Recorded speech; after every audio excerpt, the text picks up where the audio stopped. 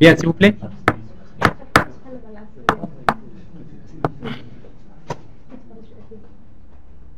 Alors, je vous demande de bien suivre et surtout donc s'il y a des questions à poser, parce que comme je disais bien, la base de tout ce qui viendra par la suite passe forcément par cette première partie qui est, à mon sens, c'est une partie qui est très importante. Alors tout d'abord, donc je suis toujours dans un environnement Eclipse. Je vais créer un projet quelconque. Je peux créer un projet Java, donc parce qu'en fait, pour faire cet exercice concernant l'injection des dépendances, donc je peux créer un simple projet Java. Mais comme on va travailler des applications web, donc on va créer un projet web J2E. Donc on va créer un projet web dynamique. Alors, Dynamic Web Project. Alors, ça fait partie des catégories web.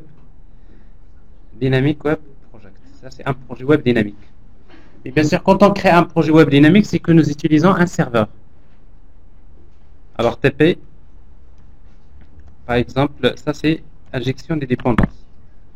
Alors, il faut utiliser un serveur. Donc, je veux créer un projet qui utilise quel serveur? Alors, pour le moment, il n'y a aucun serveur qui est configuré. Donc, on peut créer, voilà, on va faire une configuration. Donc, on va dire qu'on va utiliser, par exemple, Tomcat comme serveur. Et par la suite, donc, on peut utiliser ce serveur-là pour la suite.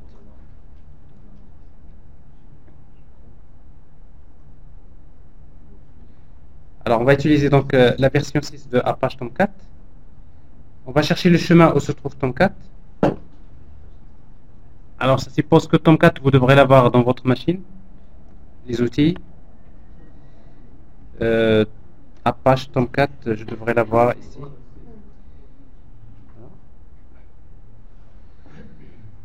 Ça, c'est une première configuration. Alors, ça, c'est un projet. Je viens de créer un simple projet web qui utilise un serveur Tomcat, n'est-ce pas? Alors, dans un premier temps, donc, je ne vais pas créer une application web. Donc, c'est-à-dire que même si je crée un simple projet Java, donc, ce que je vais vous faire, ça concerne une simple application.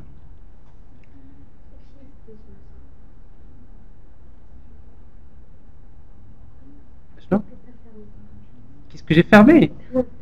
Ben, quand vous créez un projet Java, vous voulez passer à un projet J2E, il vous demande de passer vers les perspectives J2E. Parce que sinon, je suis dans un projet J2E. Alors que si vous voulez revenir sur un projet Java, donc vous pouvez y revenir à un moment donné. Alors en tout cas, donc j'ai un projet. Alors, je vous ai toujours demandé d'utiliser la fenêtre soit Package Explorer ou bien la fenêtre Navigator, comme la dernière fois, si vous vous rappelez. Alors cette fenêtre Navigator, il vous montre la structure du projet. Alors en fait, un projet web dynamique est bien le dossier source. Là, on va créer les classes. Et après, il y a le dossier web content. Donc c'est là, on va mettre le contenu web comme les pages HTML, JSP, CSS et tout ce qui concerne la partie web de l'application. Et particulièrement, bien sûr, vous avez un dossier lib. Alors dans ce dossier lib, c'est là, on va mettre les fichiers .jar. C'est parce qu'on va utiliser Spring. À un moment donné, on devrait mettre un certain nombre copier un certain nombre de fichiers .jar à ce niveau. Alors si je veux créer l'application de tout à l'heure, regardez là, s'il vous plaît. Alors je commence par créer une interface. Je suis là, donc je veux créer une application. Je commence par créer la couche d'accès aux données, c'est-à-dire je vais créer une interface. Je reprends le même exemple que j'ai ici. Alors l'interface, je vais l'appeler IDAO. Alors je vais la mettre dans un package DAO. Alors bien sûr, quand on crée une interface, on ne déclare que les méthodes. Alors, tout ce que je sais pour le moment, c'est que l'interface, il contient une méthode. Alors cette méthode s'appelle getValue. GetValue. Et après, quand on crée une interface, on va créer des implémentations. Alors on va créer une implémentation de cette interface. C'est-à-dire que je vais créer une classe que je vais appeler DAO implémentation. Alors, bien sûr, je n'ai pas besoin de la méthode main.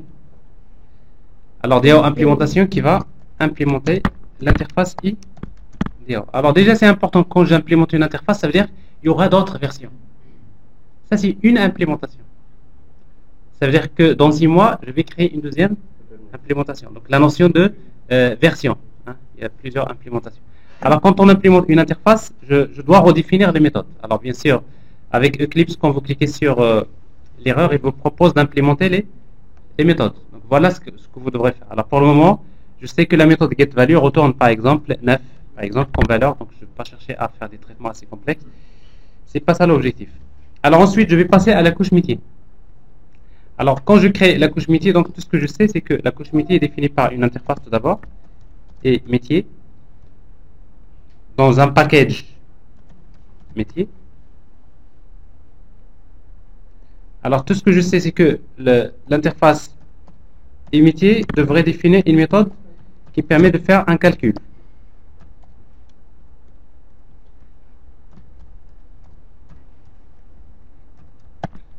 Alors bien sûr, par la suite, j'ai besoin de programmer, d'implémenter cette méthode. Donc je vais créer une classe.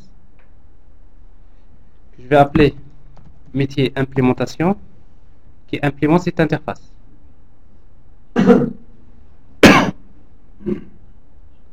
Implémenter l'interface et métier. Alors quand on implémente, on sera obligé de redéfinir la méthode calcul. Mais tout ce que je sais, c'est que maintenant, métier, il dépend de l'interface IDEO. Donc j'ai besoin de déclarer une variable de quel type? De type IDEO.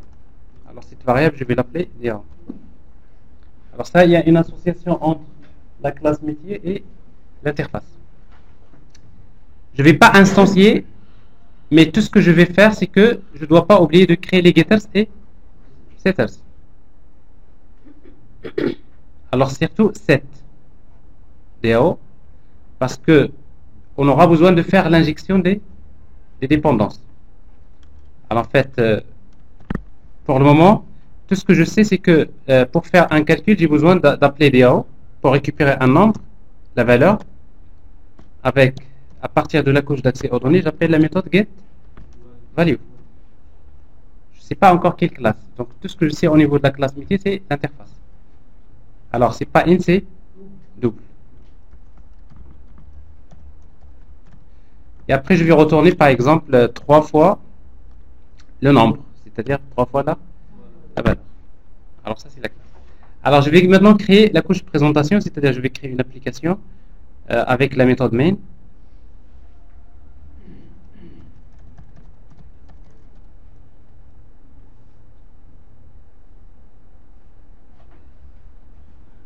Alors pour que mon application puisse fonctionner, il est clair qu'à un moment donné, il faut créer un objet de la classe DAO implémentation. On est bien d'accord?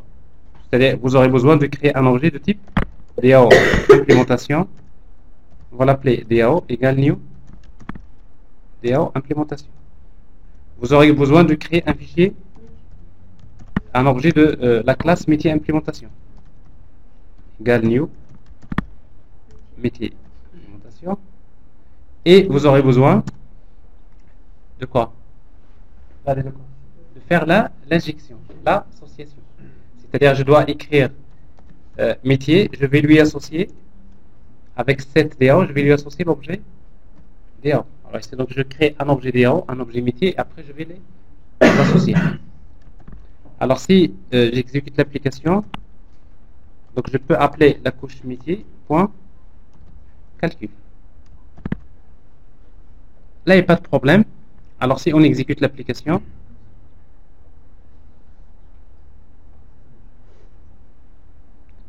alors au niveau fonctionnel, on voit bien que il me donne 27, n'est-ce pas? 3 fois 7, ce qui est normal.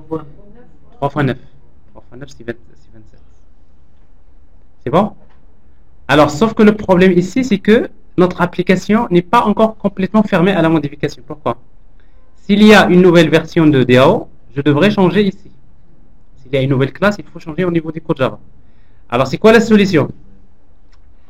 Alors, il y a deux solutions. La première, c'est que vous dites, moi, je connais bien les techniques de programmation, je peux résoudre le problème sans avoir besoin de Spring. Et effectivement, vous pouvez faire ça. Même si vous ne voulez pas utiliser un framework comme Spring pour faire l'injection des dépendances, vous pouvez faire ce travail. Alors, je vais vous le montrer. Je vais vous montrer que dans la programmation Java, il y a ce qu'on appelle la programmation par réflexion, avec laquelle on peut résoudre ce problème. Alors, je vais vous montrer comment on va le résoudre en écrivant le code Java, et après, par la suite, comment on va utiliser Spring. Alors maintenant, qu'est-ce que je vais faire? Donc, tout ça, je le mets en commentaire. C'est-à-dire ça, une solution qui n'est pas bonne. Alors, je vais le mettre en commentaire. Alors, tout ce que je sais pour bricoler une solution aussi simple, je vais par exemple penser à créer un fichier de configuration, un fichier texte, que je vais appeler config.texte. Je peux bien créer un fichier XML. Et je peux utiliser les techniques qu'on vient de voir avec JDOM. Je peux lire un fichier XML et extraire les informations, il n'y a pas de problème. Alors ici, donc, je vais utiliser un simple fichier XML. Alors, texte, c'est pas un problème. Peu importe l'extension. Alors, je vais l'ouvrir. Ce fichier-là, on va l'ouvrir avec l'éditeur de texte. Alors, tout ce que je vais mettre ici, je vais mettre les classes. Par exemple, quelle est la classe qu'on va utiliser au niveau de DAO? Je vais mettre la classe DAO implémentation. Et la deuxième ligne, je vais mettre métier implémentation. Ça veut dire quoi? Je suis en train de dire à l'application, quand tu vas démarrer, voilà la classe que tu vas instancier concernant la couche d'accès aux données, et voilà la classe que tu vas instancier concernant la couche métier. Alors bien sûr, c'est pas un fichier XML, c'est un fichier texte. Alors si vous avez fait ça, au niveau de la couche présentation, qu'est-ce que vous allez faire? Alors, il faut tout d'abord lire le fichier. Avant de faire quoi que ce soit, il faut lire le fichier texte, n'est-ce pas? Alors, pour lire ce fichier texte, alors il y a plusieurs solutions. Vous pouvez utiliser la classe scanner. Vous utilisez la classe scanner, n'est-ce pas? Alors, la classe scanner, par exemple, ici, scanner, égale new scanner, par exemple, égale new scanner, et on peut spécifier un fichier. On veut lire à partir d'un fichier, c'est-à-dire new file et le fichier. Alors le fichier, on va comment il s'appelle? C'est config.text. Et un point virgule qui manque. Alors bien sûr, avec cette classe-là, si vous voulez lire une ligne, donc, alors c'est quoi ça? C'est les exceptions, n'est-ce pas? On va utiliser soit try catch ou bien tout simplement on va utiliser try catch.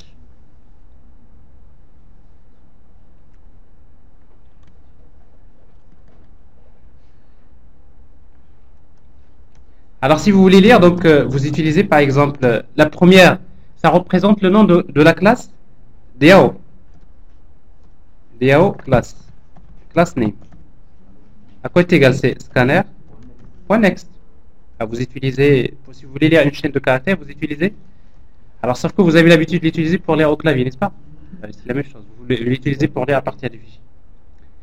On peut utiliser encore d'autres classes, mais c'est pas ça le plus important. L'essentiel, j'arrive à lire. De la même manière, je vais ensuite lire le nom de la classe métier, classe name. Le nom de la classe métier que je vais implémenter. Alors scanner.next.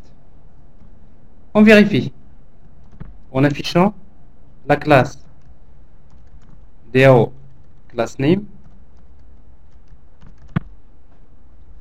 Et j'affiche également métier class name. Alors j'exécute l'application. Alors jusque-là, il n'y a rien de spécial, n'est-ce pas? Tout ce que je fais, c'est que j'arrive à lire le fichier, mais bien sûr, c'est l'idéal, c'est de créer un fichier XML au lieu de créer un fichier texte, n'est-ce pas? Alors maintenant, si on crée ça, maintenant on devrait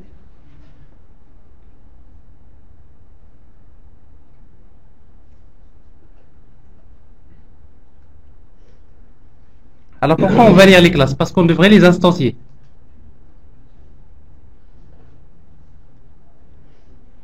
Alors comment créer une instance maintenant de ces classes? Voilà un problème. Instance of. Non.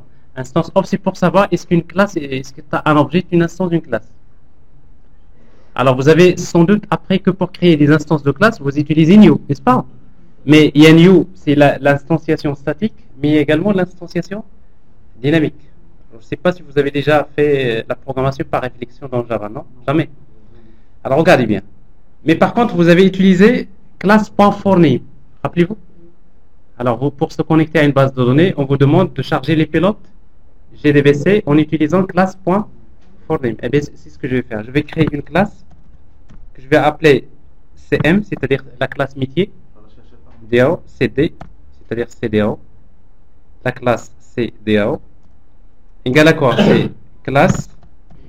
La méthode s'appelle forName. Point. forName. Alors, la classe que je vais charger en mémoire, c'est comment il s'appelle? Ben, il s'appelle DAO class name. Tout ce que je connais, c'est le nom de la classe. Je vais la charger en mémoire.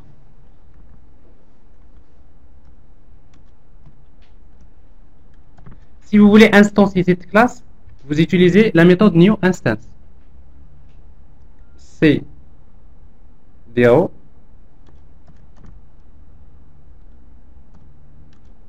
point new instance. Alors qu'est-ce que je viens de créer? Je viens de créer une instance de la classe, mais ça c'est l'instanciation dynamique. C'est ce que nous appelons l'instanciation par réflexion. C'est-à-dire que ce n'est pas, c'est au moment de l'exécution que je vais chercher le nom de la classe, je vais la charger en mémoire et je vais l'instancier. Alors si vous voulez vérifier ça, sauf que la méthode newInstance, il me crée un objet. Mais moi, dans mon code Java, je ne sais pas comment s'appelle la classe. Mais tout ce que je connais, c'est l'interface. Alors c'est pour cela que je vais déclarer une variable de quel type? De type IDAO. Alors DAO égale à ça.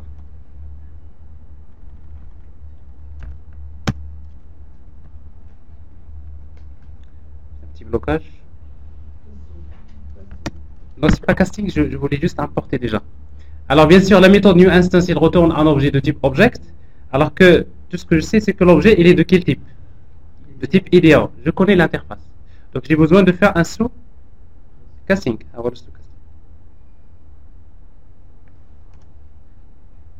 Alors ici, qu'est-ce qu'on vient de faire? Ça, c'est le code Java dynamique qui permet de créer une instance d'une classe que je vais lire à partir d'un fichier et je l'instancie. Alors d'ailleurs, si vous voulez vérifier si ça marche, il suffit de créer, de faire appel à DAO.getValue. Alors dans ce code-là, est-ce que vous voyez new? En fait, à part new scanner, parce qu'en fait c'est la classe. Est-ce qu'on crée une instance directement avec new? Est-ce qu'on est lié à une classe? Non, je suis lié que à l'interface. Alors si j'exécute l'application,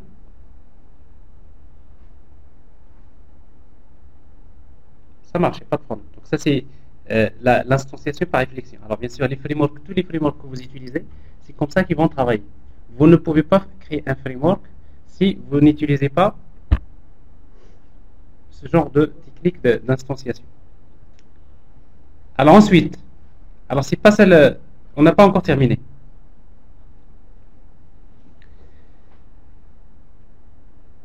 Alors si j'ai créé un objet de métier, je dois créer également un objet plutôt DAO. Je dois créer un objet de type I et métier. Et métier égale à quoi? C'est la classe. Il faut tout d'abord charger la classe, comme tout à l'heure. Classe, c'est métier. J'ai chargé DAO. Alors c'est métier égale, c'est classe.forName. Je vais charger la classe qui s'appelle métier class name. Alors métier égale à quoi? C'est la classe c'est métier. La même chose, je vais appeler la méthode newInstance. Alors newInstance retourne un objet de type object. Je fais un sous. C'est déjà pas mal. Donc je viens de créer une instance de DAO. J'ai créé un objet de métier. Qu'est-ce qui me reste? L'injection. Donc je devrais appeler set DAO, n'est-ce pas? Métier.setDAO. Le seul problème maintenant, si vous mettez métier, point, il n'y a pas de set. Alors si vous avez déclaré une méthode dans l'interface qui s'appelle setDAO, le problème il est résolu. Vous pouvez l'appeler via le polymorphisme. Alors, sauf que la méthode n'existe pas dans l'interface, alors on va appeler la méthode d'une manière, plutôt toujours par réflexion. Alors, comment faire appel à une méthode? Alors, pour faire appel à une méthode, on aura besoin tout d'abord de créer une méthode.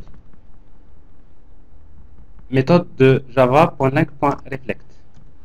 Alors, méthode. Méthode, à quoi est égal? Alors, je sais que la méthode, de quelle classe? De la classe métier. Donc, je l'écris C métier. Point. Get méthode. Alors, quelle est la méthode que je vais appeler? Set DO. Ça, c'est une chaîne de caractères. C'est pas le. Donc, je veux faire appel à la méthode set DO. Et le paramètre, je dois lui transmettre un paramètre. Alors, le paramètre, il est de quel type? C'est le type. Je sais que le paramètre, il est de type IDO. Alors, c'est pour cela ici, vous voyez donc, il attend un objet de type classe. Donc, je vais écrire IDO. Classe. Alors, ça veut dire quoi? Je suis en train de dire, j'ai une méthode. Le nom de la méthode que je vais appeler dynamiquement, c'est setDAO. Il reçoit.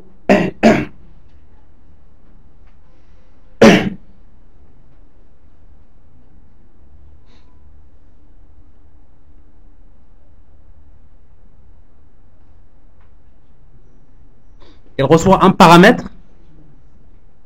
Alors, en fait, pas un paramètre, parce que généralement, une méthode peut recevoir plusieurs. On est bien d'accord. C'est-à-dire, c'est un tableau de classe. Si on va utiliser new classe, donc ça, c'est un tableau entre crochets. On ouvre la collade. C'est un tableau. Et quel est le paramètre? Le premier paramètre, il est de quel type? IDAO. Classe. Alors ça, c'est ce qu'il faut faire. Alors ça, c'est la création d'une méthode dynamique. Donc je veux faire appel à une méthode setDAO qui reçoit un objet de type IDAO.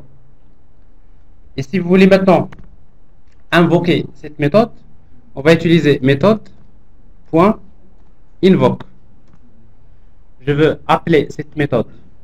La méthode de quel objet? Comment il s'appelle l'objet déjà? Métier. Non, c'est-à-dire l'objet métier, il est déjà créé l'objet. Parce que qu'est-ce que je vais faire? Je vais écrire métier.setDAO. C'est-à-dire que méthode.invoke, c'est-à-dire je veux appeler la méthode de quel objet? Métier. Et après, je dois lui transmettre des arguments. Mais l'argument, c'est quoi cette fois-ci? C'est l'objet. Alors, sauf que la même chose ici, les paramètres, c'est un tableau d'objets. Donc, on va utiliser new object entre crochets et on ouvre la collage. Et qu'est-ce qu'il y aura?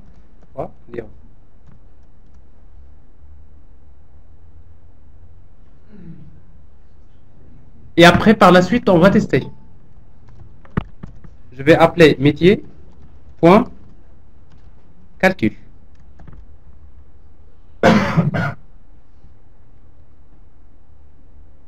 Alors, un Java application, vous avez résolu le problème. Et ça, c'est pas de la programmation classique que vous avez l'habitude de faire.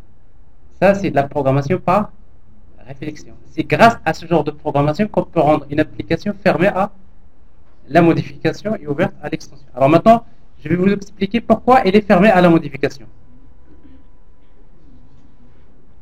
Alors pourquoi elle est fermée à la modification? Supposons maintenant on veut ajouter une nouvelle version de DAO.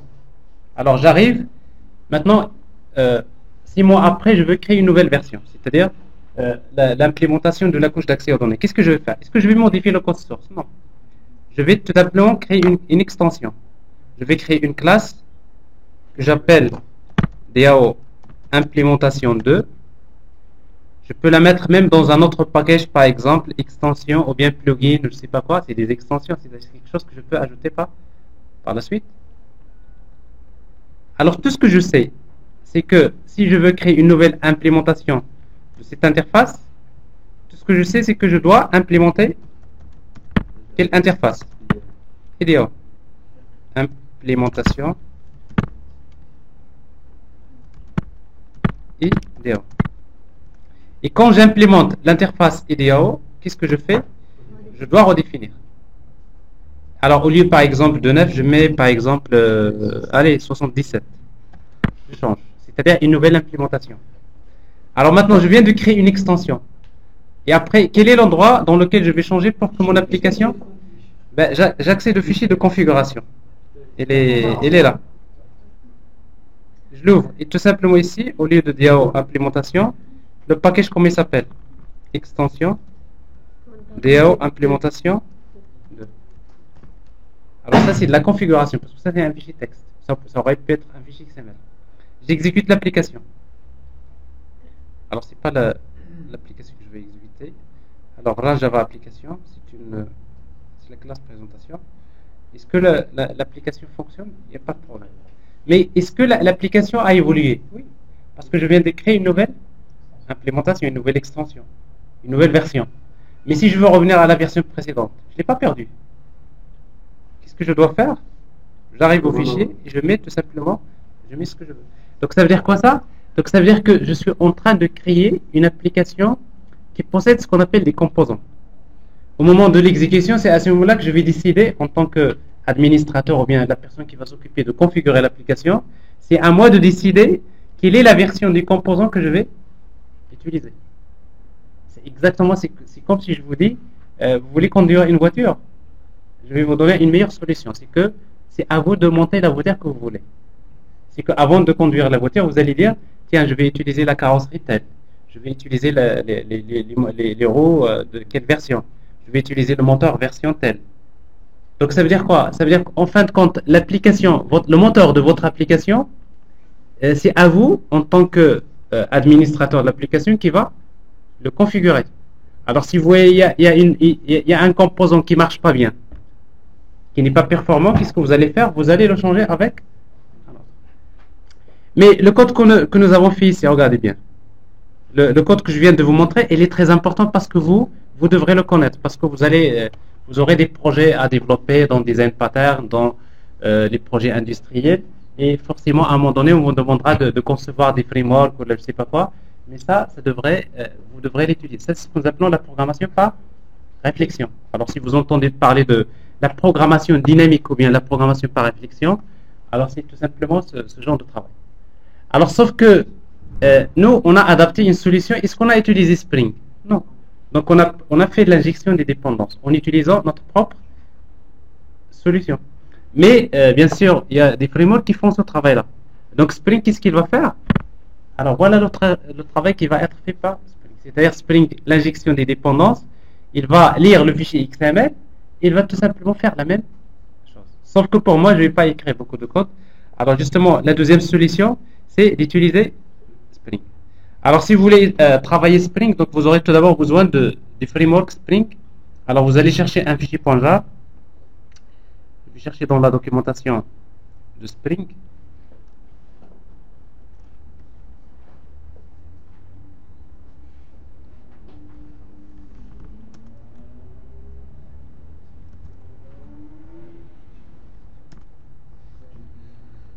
Alors, peu importe dans le Spring injection des dépendances, je vais chercher.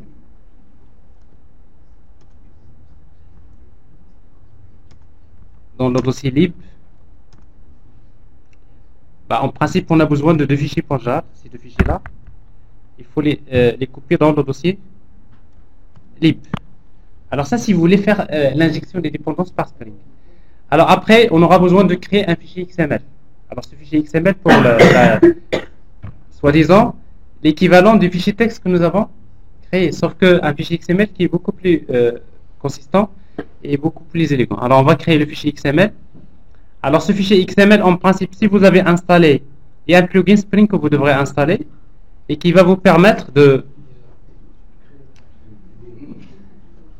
Il y a un plugin Spring en principe qui devrait vous permettre de créer facilement ce genre de fichier XML. Dans la version que je viens de lancer, il n'est pas encore installé. C'est-à-dire ce fichier Spring, si vous voulez, ce plugin Spring n'est pas encore installé, mais l'empêche que je peux créer un fichier XML, n'est-ce pas? Alors le fichier XML file. Alors le fichier, je l'appelle par exemple config.xml.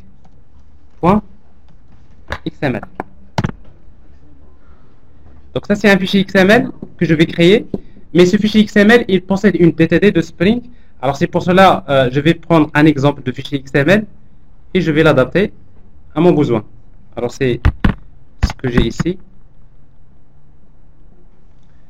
Mais si vous avez installé un plugin Spring, donc il vous permet de créer déjà la structure du fichier. Alors ici, donc ça c'est le, si vous voulez,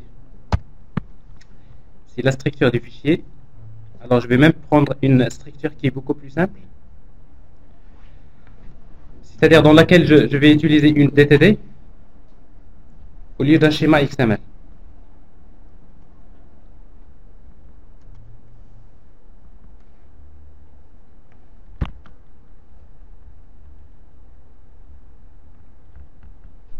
Alors c'est toujours la même chose.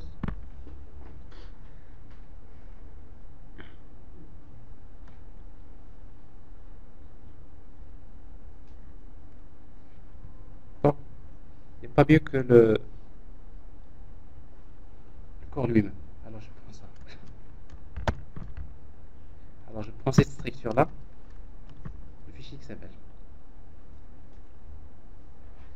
Alors ça veut dire qu'ici donc vous avez un doctype, et après vous avez la racine bin, et après, maintenant je vais demander à Spring de me créer un objet qui s'appelle D. De quelle classe?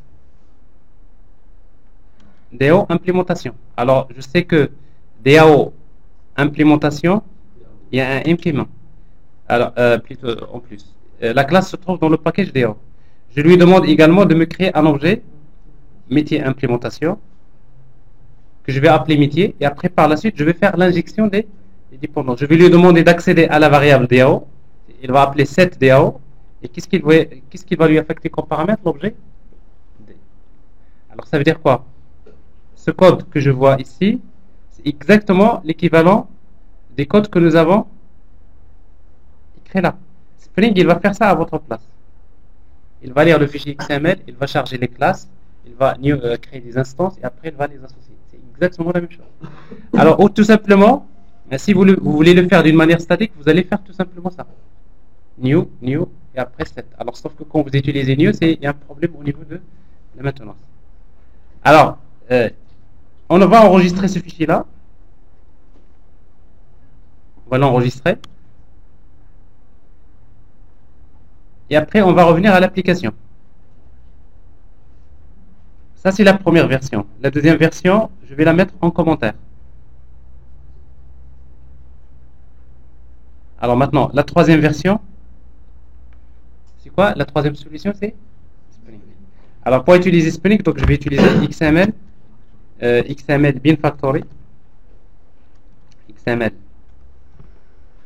bin factory de Spring. Alors bin factory égale new XML bin factory, et on fait appel à un objet de type classe path ressource. On va chercher une ressource, c'est-à-dire le fichier XML classe path ressource. Alors et après le fichier, comment il s'appelle? Config.xml. Il va la chercher dans le class path, c'est-à-dire par défaut il va la chercher dans le dossier source, dans la racine du class path. Et après, tout ce que je sais, j'ai besoin d'un objet métier. Donc je connais l'interface et métier. Métier égale, j'appelle binFactory.get bin. Je lui demande, donne-moi un bin qui s'appelle métier. Alors la même chose, il va vous retourner un objet de type object. On aura besoin de faire un stochastic vers l'interface. Et j'ai le problème résolu. Donc métier point calcul. Alors on va exécuter.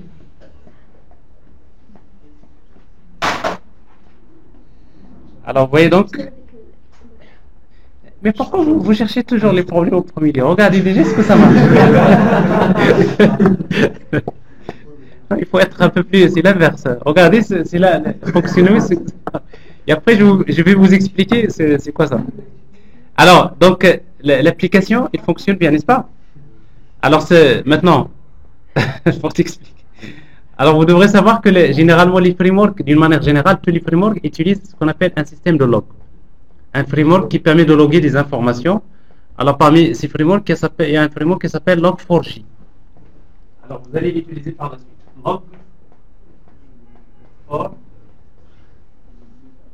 Log4, c'est-à-dire 4. Alors, Log4j, c'est un framework de log. En principe, c'est dans tous les frameworks, vous devrez avoir un fichier qui s'appelle log4j.jar. Alors, je ne l'ai pas. Donc, ça, c'est juste un warning, c'est pas une erreur. Donc, c'est juste qu'il y a un fichier .jar qui manque. Mais ça, c'est pas la partie la plus importante. Alors, maintenant, la même chose. Donc, si vous voulez faire évoluer votre application, qu'est-ce que vous allez faire? Il suffit d'aller vers le fichier config. Au lieu de DAO implémentation 2, je mets DAO implémentation. Par exemple, le paquet d'extension. J'exécute l'application. Ça marche. Pas de problème. Alors ici donc, entre la première solution et la deuxième et la troisième. Alors un développeur qui s'en fout du problème de maintenance, il va travailler comme ça. N'est-ce pas? New, l'essentiel. Moi, je veux créer quelque chose qui marche. Voilà le produit. Salam alaikum. Donne-moi le chèque. Je ne connais plus. Ça marche, cliquez, ça marche.